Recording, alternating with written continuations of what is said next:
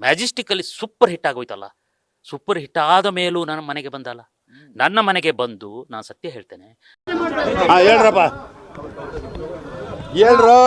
ನನ್ನ ಮನೆಗೆ ಬಂದು ನಾನು ಕಾಲ್ ಹಿಡಿದು, ಗುರುವೇ ನಿಮ್ಮ ಆಶೀರ್ವಾದ ನೋಡಿ ಸ್ವೀಟ್ಸ್ ಕೊಟ್ಟು ನಾನು ಹೇಳಿದೆ, ಅಪ್ಪ ಯಾರಿಗಿದ್ದೀರಿ, ನಿಂದು ಭಾಗ್ಯದ ಬಾಗಿಲು ತೆರೀತು, ಇದನ್ನೇ ಹಿಡ್ಕೊಂಡು ಮುನ್ನುಗ್ಗು. ಎಲ್ಲಿಗೆ?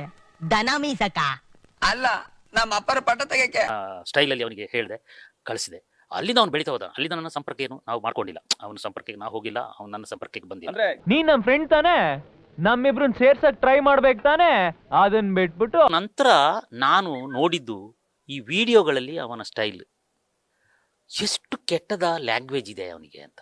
ಓಕೆ, ಆಹಾ, ನಿಮ್ಮಿಬ್ಬರಿಗೆ ಬಂಗಾರದ ಹಾರ ಹಾಕಿ ಪೂಜೆ ಮಾಡ್ಬೇಕು. ಮತ್ತೆ ಅನಿತಾ, ಅಲ್ಲ ದರ್ಶನ್ ಯಾಕೆ ಅವನ ಬಾಯಿ ಅಂತ ಹೊಲಸು, ಅಕ್ಕನ್ ಅಮ್ಮನ್ ಅಂತ ಹೇಳುದು ಸರಿ, ಹೊಲಸು ಬಾಯಿ.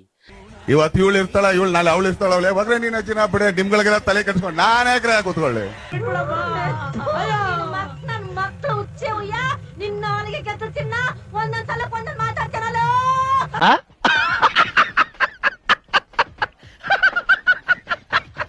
ನಾವು ನಮ್ಗೆ ಊಹಿಸ್ಲಿಕ್ಕೆ ಸಾಧ್ಯ ಇಲ್ಲ ಒಬ್ಬ ಕಲಾವಿದರ ಬದುಕೆಂದ್ರೆ.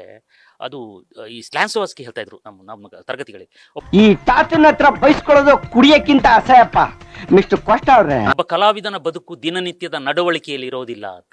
ಅವನ ನಡವಳಿಕೆ ಏನು ಅದು ಅದು ಅಂತ ಯಾಕೆ ಹೆಂಗೆ ರೂಢಿಸ್ಕೊಂಡ ಅಂತ. ನನಗೆ ಬೇರೆ ಬೇರೆ ತರ ಎಲ್ಲ ಏನೋ ಸ್ಮೆಲ್ ಬರ್ತಾ ಇದೆ.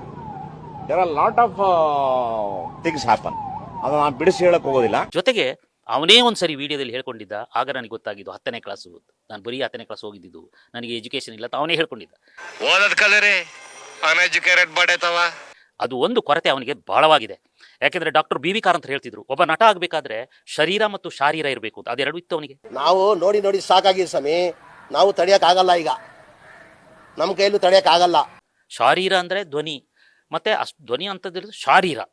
ಈಗ ನೋಡಿ ನಮ್ಮ ಕನ್ನಡ ಇಂಡಸ್ಟ್ರಿಯಲ್ಲಿ ಅಂತ ದೇಹ ಯಾರಿಗಿದೆ? ಬಿಚ್ ಹೇಳ ಎಲ್ಲ ಏನೇನಂತ ಬಿಚ್ ಹೇಳ, ಇನ್ನೊಂದ್ಸತಿ ಪದ ಇದ್ರೆ ಎಲ್ಲ ಬಿಚ್ ಹೇಳ್ಬೇಕು ಆಗ್ತದೆ. ಅಂತ ದೇಹ ಯಾರಿಗಿದೆ? ನನ್ನ ದೃಷ್ಟಿಯಲ್ಲಿ ಯಾರಿಗಿಲ್ಲ. ಯಾವುದೋ ಒಂದು ಕೊರತೆ ಇದೆ ಇವನಿಗೆ. ಅಂತದೇ ಇವನು ಒಂದು 20 ಜನರ ಮಧ್ಯದಲ್ಲಿ ಇವನ ತಲೆ ಕಾಣುತ್ತೆ.